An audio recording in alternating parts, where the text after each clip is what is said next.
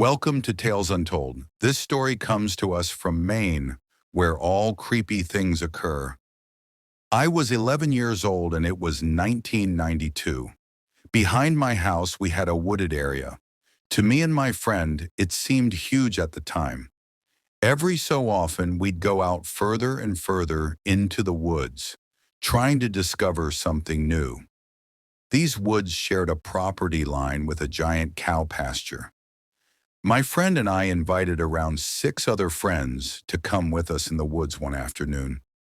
We traversed the familiar trails we'd made in the years prior. As we entered newer territory, the trees were a little thicker, the ground was more uneven, and it became darker.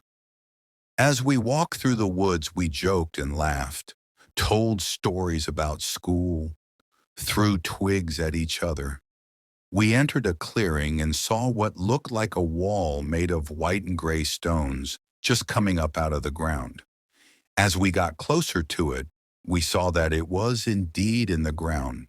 Someone had at some point dug a huge hole in the ground and built stones up around the hole for walls. We all thought it was so cool. I remember looking up and saying, "Hey guys."